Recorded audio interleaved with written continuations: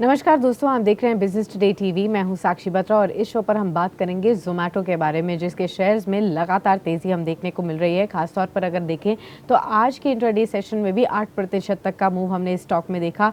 Heavy trading volumes के साथ ज़ोमैटो का शेयर ट्रेड हो रहा था और खासतौर पर अगर आप देखें तो कंपनी ने अपना मार्केट कैप रीगेन किया है 50,000 करोड़ का भी आज के इस मूव के बाद। खासतौर पर ज़ोमैटो के शेयर्स लगातार एक अप ट्रेंड में नजर आ रहे हैं। पिछले एक महीने में 19 से 20% तक का अपसाइड दिखा है। इसके अलावा भी अगर आप देखें तो 52 हफ्तों के निचले स्तरों से स्टॉक ऑलरेडी 50% तक जंप कर चुका है। लेकिन इस तेजी के पीछे के रीजंस क्या हैं और क्या इस तेजी को आपको अच्छी खासी मौके की तरह खोजना चाहिए? क्या फ्रेश निवेश आपको इस लेवल्स में करना चाहिए या नहीं? अगर ये सब सवाल आपके मन में हैं तो आज ही इसी शो पर आपको इन सवालों के जवाब मिल जाएंगे, क्योंकि मेरे साथ जुड़ रही है Sneha Podar, ABP research analyst, Motilal Oswal financial services है, ज़ोमैटो के आउटलुक के बारे में बातचीत करने के लिए। स्नेहा, बहुत बहुत स्वागत है आपका बिजनेस टुडे टीवी पर। सबसे पहले तो आपसे यही जानना चाहेंगे कि ज़ोमैटो के शार्प सर्च के पीछे के कारण आपको क्या लगे और खास तौर पर क्या इस मौके को इन्वेस्टर्स को देखना चाहिए? जी नमस्कार।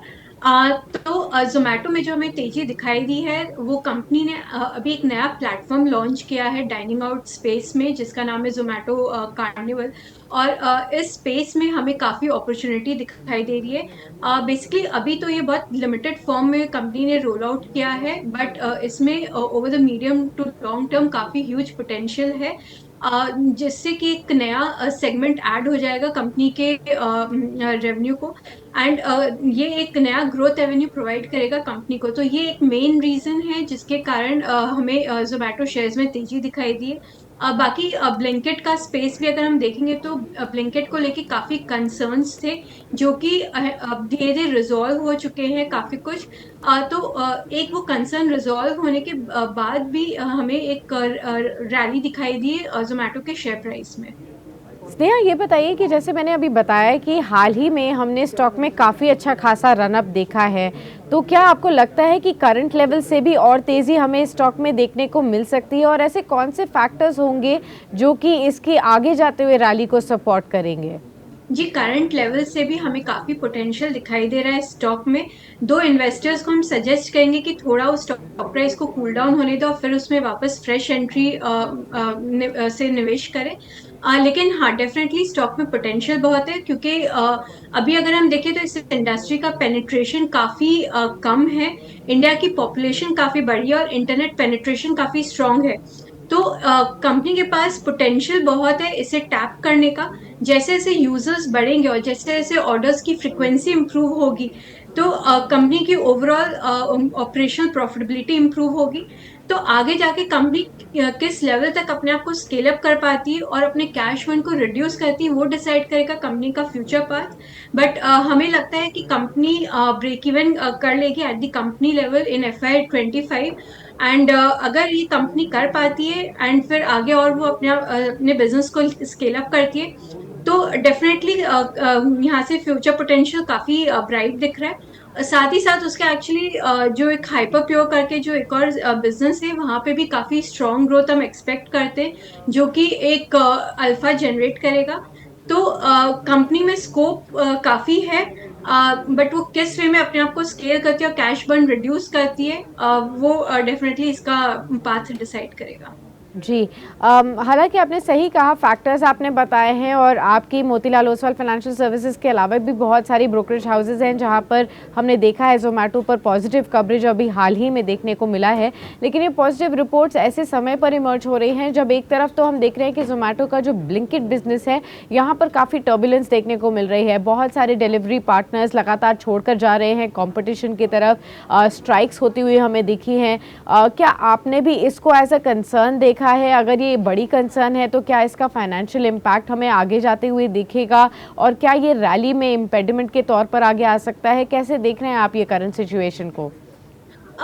जी साक्षी, देखिए ब्लिंकिट डेफिनेटली कंसर्न तो है, बट कंपनी ने उसे एक अच्छा टैकल किया है। उसके जो भी सेंटर्स है जो कि बंद हो गए थे, वो वापस अपने ऑपरेशंस रिज्यूम कर लिए हैं। एंड अभी फिलहाल इसका इम्पैक्ट बहुत ही लिमिटेड लग रहा है, 1 to 2%। तो सो फार अभी बहुत बड़ी कंसर्न इमर्ज नहीं हो रही है। लग रहा है कि कंपनी इसे मैनेज कर लेगी। बट हाँ, ये आगे जाके डेफिनेटली मॉनिटर करना पड़ेगा कि कैसे कंपनीज को आगे जाके स्केल अप करती, क्या इसकी तरफ स्ट्रैटेजी रहेगी। वो हमें डेफिनेटली ध्यान रखना पड़ेगा, क्योंकि ब्लिंकिट स्टार्टिंग से ही थोड़ा सा एक कंसर्न रहा है जब से कंपनी ने इसको अक्वायर किया है। सो हम लोग काफी कंजर्वेटिव है हमारा अप्रोच ब्लिंकिट को लेके। बट अभी लग रहा है कि सो फार कंपनी ने इसे वेल मैनेज कर लिया एंड इसका इम्पैक्ट बहुत लिमिटेड रहेगा। ठीक है। क्या इस इम्पैक्ट के बाद आपको लगता है फाइनेंशियल्स पर कुछ इम्पैक्ट आ सकता है, और क्या आपने भी अपने जो ग्रोथ एस्टिमेट्स है फूड डिलीवरी बिजनेस को देखते हुए क्या इस इंसिडेंट के बाद रिवाइज किए हैं? नहीं, अभी हमने अपने नंबर्स को कोई रिवाइज नहीं किया है, क्योंकि हम ऑलरेडी काफी कंजर्वेटिव है। और जैसा कि मैंने कहा कि इम्पैक्ट अभी बहुत मिनिस्क्यूल है, हमें 1 to 2% टाइप से इम्पैक्ट लग रहा है। तो आगे जाके अगर और ये फर्दर एस्केलेट नहीं होता है तो हमें नंबर्स चेंज करने की डेफिनेटली जरूरत नहीं पड़ेगी। ठीक है। फिलहाल इस रैली के बाद भी अगर हम देखें तो जोमेटो के शेयर अभी भी 60% दूर है अपने ऑल टाइम हाई से, जो कि 160 रुपये के आसपास का मार्क था। अब ये समझ नहीं आ रहा है कि क्या ये लेवल्स दोबारा आ सकते हैं। डेफिनेटली रैली हमने लोएस्ट लेवल से देखी है, लेकिन क्या इतनी पोटेंशियल है कि ये वापस से 160 के मार्क पर जा सकता है? आपका क्या अनुमान है? देखिए साक्षी जी, एक्चुअली जैसा कि मैंने पहले कहा कि इंडस्ट्री का पेनिट्रेशन लेवल बहुत ज्यादा लो है, तो स्कोप तो काफी है। कंपनी कितनी फास्ट अपने आप को स्केल अप करती है, ऑर्डर्स किस लेवल पे फ्रिक्वेंटली आना चालू होते हैं, तो वो डिटरमिन करेगा कि कंपनी उस लक्ष्य की तरफ कितनी जल्दी मूव कर पाती है। और फिर इन्होंने जो नया सेगमेंट अभी स्टार्ट किया डाइन इन वाला, वो भी एक अच्छा रेवेन्यू अपॉर्चुनिटी है। और साथ ही साथ इन लोग हाइपर प्योर जो इनकी B2B जो सेगमेंट है उसको भी स्केल अप कर रहे हैं। एंड यहाँ पे एक अच्छा ग्रोथ एक्सपेक्टेड है, more than 30% kind of CAGR हम ग्रोथ एक्सपेक्ट कर रहे हैं, जो कि फूड डिलीवरी पे है जो डिपेंडेंस है और रेवेन्यू में वो काफी कुछ रिड्यूस करके 50-60% लेवल्स पे ले आएगी, जो कि करेंटली अभी मोर देन 80% डिपेंडेंस है। तो एवेन्यूज तो बहुत है कंपनी के पास।